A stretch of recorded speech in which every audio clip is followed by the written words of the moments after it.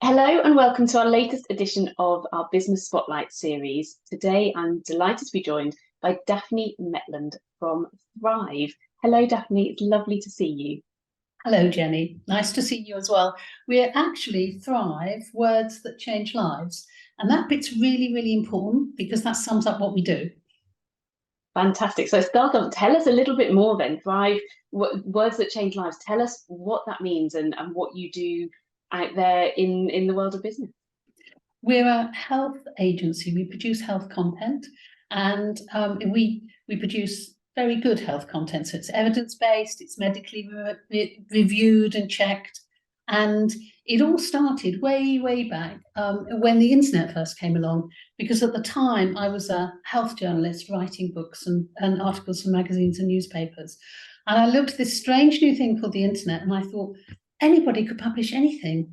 And I thought there's going to be a load of rubbish on this internet and decided there and then that I wanted to put health content that was free to people on the internet, but I wanted to make sure it was really good quality health information. So that's what we've done. We've produced free to consumer health information that's been used. We've launched websites in lots of countries with health information on, and we've also been producing health information that's delivered by mobile phone to people in lower middle income countries where they haven't got the internet, haven't got television, haven't got any money. It's really hard to find out information, and we put it on their mobile phones because they've all got mobile phones. Fantastic. It sounds like it's been a really exciting journey already, Daphne. So just thinking about the type of clients you work with, the kind of people who come to you and say, can we have some of your content? Who do you normally work with? Well, we usually work with large global companies who are in the health field, who want to increase their engagement with their end users, not just by selling products, but by actually going on the journey with them. So giving them the information they need throughout that journey. So our biggest client is Baby Centre, and that's the world's leading parenting website. And that takes people through the weeks of pregnancy and then through the weeks of having their baby. And so you can sign up and put in your due date, and then we walk that journey with you. So any company wants to have a really close, engaged relationship with their audience, and that tends to be the larger companies who want to do that. But that allows us to give the end users the information they need. And then our other big audience is donors, funders, charities that are working in lower middle income countries where they know they've got health problems and they need to reach the end user. And that's really hard. You know, often you can get to clinics or get to cities, but not out into the rural areas. So we've actually done programs in South Africa. We worked with the Ministry of Health to produce a program about HIV prevention that was delivered on mobile phone in 5 local languages. In India, we were working in urban slums. So if you've seen Slumdog Millionaire, that's the slum we worked in for the first time, which is pretty intimidating. But it was scary. But the good thing is we could get messages to young urban women, and these have usually come in from the countryside. They really don't know anyone. They don't understand that the health services are free there. And so this encouraged them to go and use the health clinics. In India, in China, we did a project on preventing stunting and nutrition. And in Uganda, we did a project about family health where the messages were sent to the men because only the men in Uganda have phones. So we had to send messages to say, now is the time to take your child to the clinic, or now's the time they need a vaccination. Yeah, really interesting, the difference in those audiences and knowing how to reach different people with those differing messages. And you mentioned, Daphne, that you used to work in journalism. What's the transition been like for you from that role into this role? It's taking a lot of those skills. I'm a medical journalist by background, so a lot of those skills you take in. The challenge, of course, is if you're working in 18 countries, they'll all believe 18 different things about their health, and they'll also have different health systems and different rules. So whilst the actual content stays the same, bodies work the same all over the world, the content stays the same. But then you have to think about, well, okay, what health service has this country got? What health service has this country got? And you do that by consulting with the medical experts in the country. And then you have to think about what's the social setting.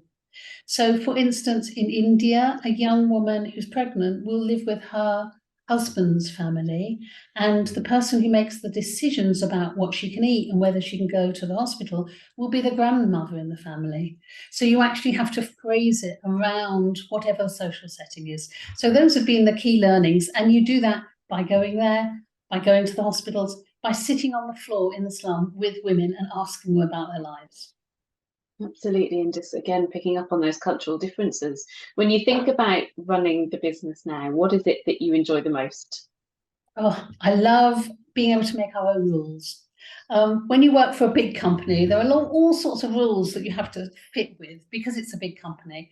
I wanted to set up a business that I could run in the way I wanted. And that meant that I could give people flexible working, because I couldn't get that when my kids were little. It was all or nothing. Either you're at work or you stayed at home. And I thought, there's got to be something better. So from the get-go, we've offered flexible working. We have mostly female staffing, and a lot of those people have children. So they can work 3 days a week, 4 days a week. They can work flexible hours. We have people who work whilst their children are at school and then do a bit more in the evening, because we've got a client in America who does evening calls. We've had people working term times only. It's just whatever works, and we negotiate around it. And as a smallish company, we can do that. And the other thing is about setting standards. We are only going to give good health information. We're not going to skimp. We're not going to do it in a rush. We're not going to put rubbish out there. It's more expensive. It takes longer, but it means people get the right information. That's fantastic. And there's also obviously been a huge shift in the economic situation and the health situation post-pandemic. What changes have you had to find your way through in the business as a result of some of those changing situations? Yeah, COVID was a real challenge. In fact, everyone went home with a laptop the week before the country closed down, because I could see it was coming. And that's worked really well, because the staff were all flexible anyway. They could work from home. They can still do their morning meetings on screen, and people adapted really, really quickly. And then the other thing for us was, well, what do we do? We have this pandemic. Nobody's working properly. There aren't any projects we can do. So actually, I looked at the information that was being given out about COVID, and having been in places like India and China and Uganda, I could see that the poor people there would not understand those messages. So we worked with WaterAid to create a COVID content library that had all the information they needed. So instead of saying keep a distance of 2 meters, well, if you can't add up, you don't know what 2 meters is. We did a visual of keep a distance of a cow, because a cow's about 2 meters. And they became posters that went up in all sorts of countries. And of course, you see lots of cows in India. We had a keep a distance of 2 supermarket trolleys for the more urban areas. We had keep a distance of 2 selfie sticks for the younger people. So we were able to interpret really quite complex medical information and make it relevant to people's day-to-day lives. And my team dropped everything. We worked on that for the first 4 weeks of COVID, so that information was ready to go out to WaterAid, and they used it in many, many countries, in local languages. It was even made into village bunting in some places. Wow, and really seeing that tangible difference that those messages make, I'm sure. And I think you've already touched on some of those challenges that come with working across multiple cultures. If you look to the future, what is it that you see in the next, say, 5 years? What aspirations do you have with the business? It's interesting. It's easy to think that all that information is out there, that there's not much you have to do. But actually, I think the biggest change we're going to see over the next 5 years is the need for self-care. We've got an NHS in crisis. We've got an aging population. Information is out there. We can also get a lot of the equipment that in the past you could only get in the doctor's surgery. You know, you can buy a blood pressure monitor or an oxygen saturation monitor. So I think the big move will be towards self-care and towards extending healthy life as you age. And all of that opens all sorts of opportunities for information giving, for support, and doing it all digitally as well. Absolutely, and I think you can really see some of those trends already starting to come through, can't I wonder also then, Daphne, who inspires you with everything you do? You're obviously touching many lives with the work you do. Who inspires you in business? Sometimes it's an individual in a big company who fights to get the money to spend in low and income countries. You know, I've worked with a couple of brilliant women who single-handedly said to their own boards, we must do this, it's the right thing to do. So seeing those sorts of people are great. But at the moment, I'm also really inspired by, there's a younger generation of women coming through in the femtech world.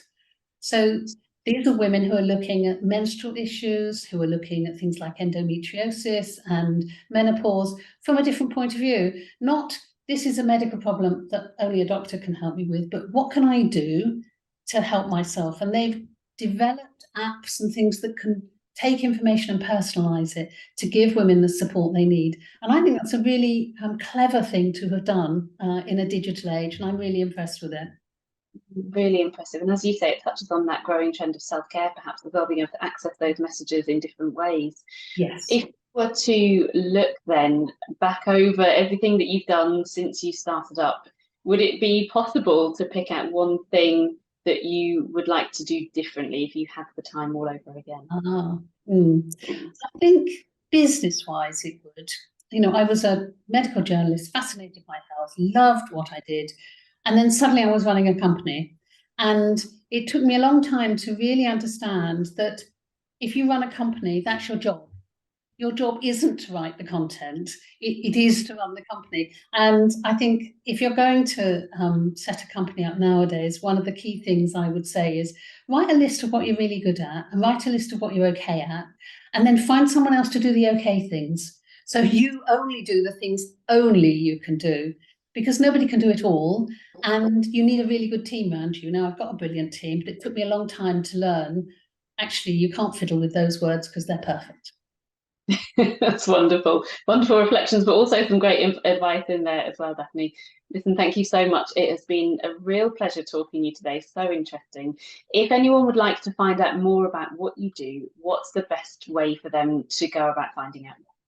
Well, our website is thriveagency.uk, and you can contact us on info@. And I would always be delighted to talk to anyone who's working in the health field, or anyone who's thinking about going global and what's it like to work in different countries.